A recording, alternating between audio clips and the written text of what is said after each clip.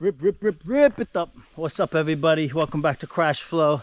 We got another rip today, and I'm in the woods by a lake house, and there's bugs everywhere. I want to talk about another superhuman power that helps your skating because, you know, obviously stretching is really, really important, but one of the things that I suggest that I love to do is swimming. And I think swimming is one of the most important ways to help condition your body because it's not too strenuous and you can swim a lot and skate a lot.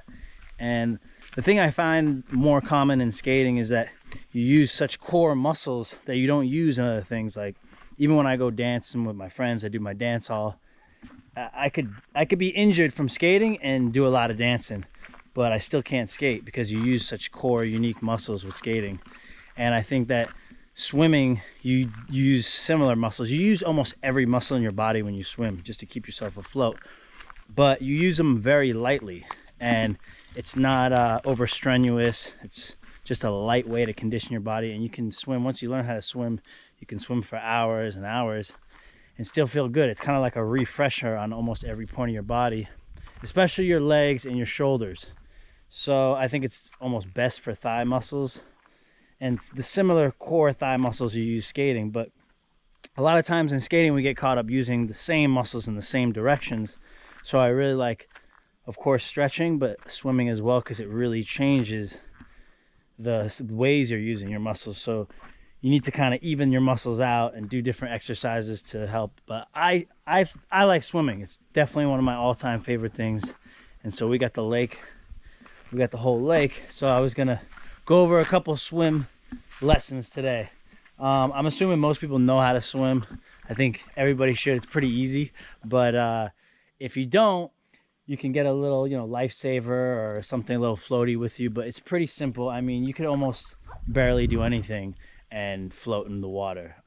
Depending on your body size, it might be easier for some people to float than others, but I think if you don't know how to swim, you can also do these techniques in like foot-high water too. So you can practice in water where you're not gonna be over your head, and if you know how to swim, even just treading water for 10 minutes is one of the best things you could do for your body before skating or after skating to help conditioning. So let's go for a little swimmy. All right, so we're getting in the water. I know it's a little ridiculous, but I also want to show you guys that if you don't swim, it's really easy, because I know some people don't swim, but I'm gonna swim with this GoPro. Try not to get in the water even though it's waterproof, got the waterproof lens. And yeah, I'm gonna swim with one hand. So I got some shallow waters here. Real nice lake waters, real crystal clear. We up in the Berkshires out here. All right, let's go.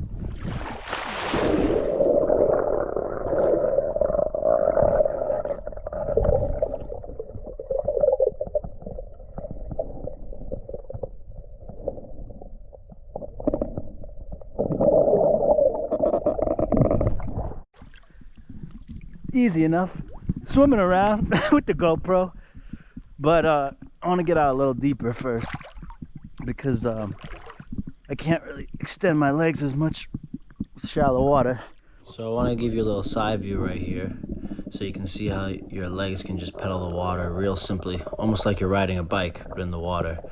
And the resistance you get on your thighs and your shin muscles all the way down to your ankles is really good, because at the same time it gives you a lot of flexibility and it's building muscle. You know, you're actually getting a good workout with your legs. But there's a lot of different ways to swim. If you've never swam, you might want to just try doing a doggy paddle. There's froggy style, and there's the butterfly, which is more challenging, but really just the basic pedaling your legs like this is simple and easy. You could probably be here for 10 minutes, 20 minutes a day, and it'll help. You can hear I'm kind of breathing heavily and everything. So if you can tread water for 10 minutes out of the day, that's really all you need for a light workout. It's not too bad, but it's a little bit of a cardio. So you definitely don't want to be out too deep if you want to go back, but we'll try to keep it going for a little bit. I generally do, if I'm hurt, it's just good to do doggy paddle like this. Your legs just go in and out. If you ever watch a dog swim, it's pretty funny. They just keep their head up like this, and then all you have to do is move around. It's the most simple thing. you literally just move your legs in different directions, but if you kick your legs kind of like that, that's one of the best ankle workouts. I recommend it more than any band or anything like that. So whew, I'm gonna try to put it time lapse and swim maybe like 10 minutes of treading water, and we'll go from there.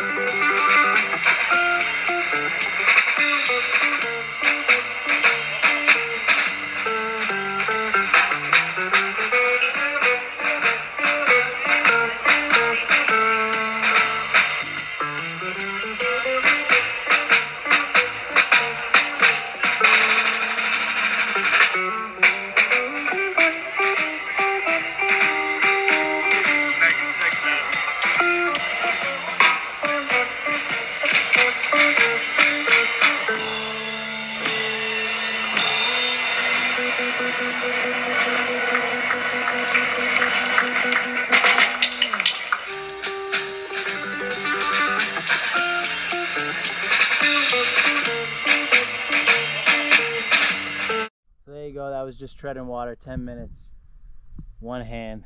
It was pretty simple, but the reason why I love swimming so much is it's so good for your ankles and your thighs. And if anybody that skates, you know you roll your ankles all the time, so it's my #1 highly suggested thing to do for injuries and rolled ankles more specifically, because you actually, I can feel the burn right here. It's like such a great workout for here and your core, right in your ankles. You're kind of moving this the most right here, you know, just treading water. That's why I was trying to film my feet in the time lapse. I don't know if you could see it good, but yeah, it's one of the most my #1 thing to do to stay healthy and conditioned for skating or injuries. And it just keeps you in shape, and it's just not too much. It's cardio, it's working your muscles, but in a light way, in all different directions, in those same muscles that you use skating. So I highly recommend it. I'm not a swim instructor, but it's pretty simple, straightforward. I'm just making this video so I encourage you to go out and swim, you know, before you skate, after you skate, if you can get to any water. Obviously, if you live in a city, it's a little trickier. You got to find a pool. YMCA passes are always cheap. And for anybody that can't swim or doesn't know how, all you need is about 2 feet of water, or if you're too scared to get in the water. This is one of the best things. I always do this for ankle injuries, because as skaters, of course, we tend to get a lot of ankle injuries. So you literally could just dump your feet in the water, try to get in there like a foot or up to, you know, your shins, and just literally going like that back and forth.